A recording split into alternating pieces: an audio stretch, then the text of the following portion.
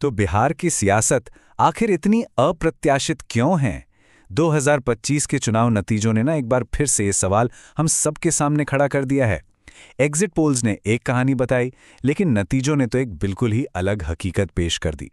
तो चलिए इस राजनीतिक पहेली को सुलझाते हैं और समझते हैं कि एनडीए ने ये बाजी, जो लगभग नामुमकिन लग रही थी, आखिर जीती तो जीती कैसे। बिहार के बारे में एक बात कही जाती है कि जब भी किसी को लगता है कि उसने यहाँ की सियासत का पूरा गणित समझ लिया है, तब बिहार मुस्कुराकर कहता है, हे बाबू, बिहार है, इतना आसानी से कैसे समझ लोगे। और देखिए, इस बार के नतीजों ने ये बात 16 आने सच साबित कर दी है। अब स्क्रीन पर देखिए, लगभग सारे के सारे एग्जिट पोल महागठबंधन की जीत की भविष्यवाणी कर रहे थे। किसी ने कहा करीबी मुकाबला होगा, किसी ने कहा विपक्ष सरकार बना रहा है। लेकिन जब नतीजे आए तो कहानी पूरी तरह पलट गई। एनडीए ने एक तरफा जीत हासिल की। बड़े बड़े राजनीतिक विश्लेषक भी अपना सिर पकड़कर बैठ गए कि आखिर ये हुआ क्या। तो चलिए इस चौंकाने वाली जीत की परतें एक एक करके खोलते हैं, पता लगाते हैं कि एनडीए की इस जीत के पीछे वो कौन से मास्टर स्ट्रोक्स थे जिन्होंने पूरा का पूरा खेल ही पलट कर रख दिया।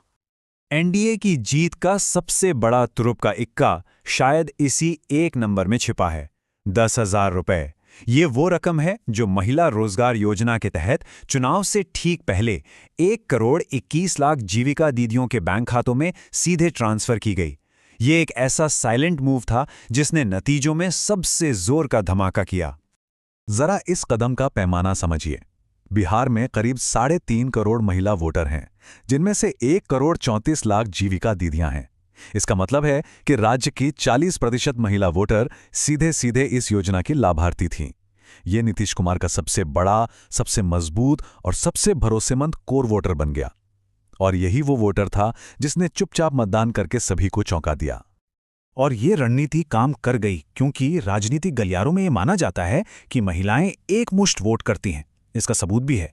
पूरे भारत में महिलाओं को टारगेट करने वाली जो डायरेक्ट कैश ट्रांसफर योजनाएं हैं ना, उनका स्ट्राइक रेट 90% से ज्यादा रहा है। मतलब 10 में से 9 बार जिस सरकार ने ये स्कीम लागू की, वो चुनाव जीतकर वापस आई। ये एक आजमाया हुआ अचूक फॉर्मूला है। लेकिन बात सिर्फ महिला वोटों की नहीं थी। एनडीए की जीत के पीछे एक त्रिआयामी रणनीति थी। पहला, एक मजबूत सोशल इंजीनियरिंग। उन्होंने चिराग पासवान, जीतन राम मांझी और उपेंद्र कुशवाहा जैसे नेताओं को साथ लाकर दलित, अति पिछड़ा और कुशवाहा वोटों को अपने पाले में कर लिया। दूसरा था डेवलपमेंट और हिंदुत्व का कॉकटेल, जहां एक तरफ एयरपोर्ट, पुल जैसे काम दिखे तो दूसरी तरफ जानकी मंदिर जैसे सांस्कृतिक प्रोजेक्ट पर भी जोर दिया गया। और तीसरा, नीतीश कुमार की अपनी व्यक्तिगत छवि, जो भ्रष्टाचार और परिवारवाद के आरोपों से दूर है। लेकिन देखिए, हर जीत के पीछे एक हार की कहानी भी होती है। एनडीए की रणनीति जितनी सफल रही, उतनी ही विपक्ष की रणनीति में कहीं ना कहीं चूक हुई। तो चलिए देखते हैं कि महागठबंधन से आखिर गलती हुई कहां। विपक्ष ने वादों की झड़ी लगा दी थी। हर परिवार को एक सरकारी नौकरी, हर महिला को 3,000 रुपए महीना, 500 रुपए में गैस सिलेंडर। लेकिन क्या ये वादे इतने बड़े नहीं थे कि लोगों को इन पर यकीन करना ही मुश्किल हो गया? वोटरों को लगा कि ये बस चुनावी घोषणाएं हैं जिन्हें पूरा करना लगभग नामुमकिन है, और इसका सीधा असर उनकी विश्वसनीयता पर पड़ा। इसके अलावा 3 और बड़ी वजहें थीं जिन्होंने विपक्ष का खेल बिगाड़ा। पहला, जंगल राज का डर।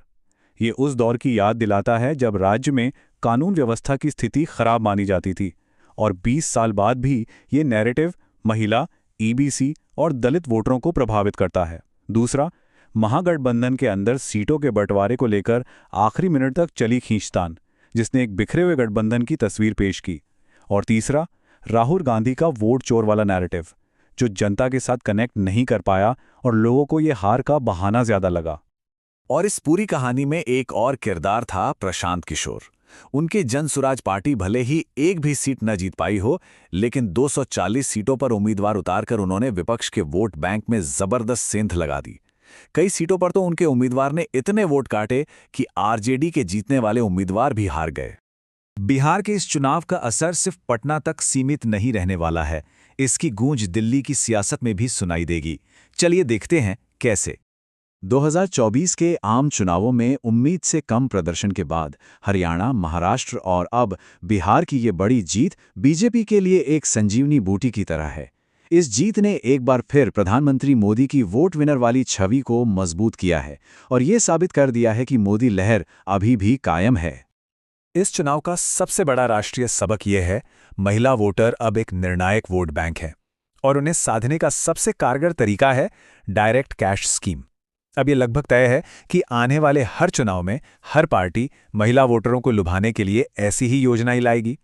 लेकिन एक सवाल ये भी है कि क्या ये रेवड़ी संस्कृति देश के लिए लंबी अवधि में फायदेमंद है? इस नतीजे ने एक और बात शीशे की तरह साफ कर दी है। बीजेपी को चुनाव जीतने के लिए खासकर राज्यों में मजबूत क्षेत्रीय सहयोगियों की जरूरत है। नीतीश कुमार, चिराग पासवान और जीतन राम मांझी के बिना एनडीए की ये जीत असंभव थी। इसने गठबंधन धर्म के महत्व को और भी बढ़ा दिया है। तो अब बिहार के लिए आगे क्या है? इस जीत के बाद राज्य के अंदर सत्ता का समीकरण कैसे बदलेगा? देखिए, सबसे बड़ा बदलाव एनडीए गठबंधन के अंदर ही हुआ है। बीजेपी अब छोटे भाई की भूमिका से निकलकर बड़े भाई की भूमिका में आ गई है। भले ही मुख्यमंत्री नीतीश कुमार ही रहें, लेकिन अब सरकार के बड़े फैसलों, अहम मंत्रालयों और नीतियों पर बीजेपी का प्रभाव पहले से कहीं ज्यादा होगा। ये देखना वाकई दिलचस्प होगा कि यह नया शक्ति संतुलन सरकार के कामकाज को कैसे प्रभावित करता है। एक सवाल जो हर कोई पूछ रहा है, ये जीत नीतीश की थी या मोदी की? सच तो यह है कि यह सवाल ही शायद गलत है। जैसे किसी स्वादिष्ट व्यंजन का स्वाद सिर्फ एक मसाले से नहीं आता, वैसे ही ये जीत भी कई चीजों का मिश्रण थी। इसमें नीतीश की विश्वसनीयता, मोदी की लोकप्रियता, एक मजबूत सामाजिक समीकरण और महिला वोट, इन सभी का बराबर का योगदान था। आखिर में ये चुनाव हमें फिर से यही याद दिलाता है कि राजनीति सिर्फ आंकड़ों का खेल नहीं है। ये उम्मीदों, भरोसे और जमीनी हकीकत से जुड़ी है। और जब बात बिहार की हो तो यहाँ कुछ भी सीधा नहीं होता। हर बार जब दुनिया को लगता है कि उसने बिहार को समझ लिया है, तब बिहार एक नया सरप्राइज देता है। क्योंकि ये बिहार है बाबू,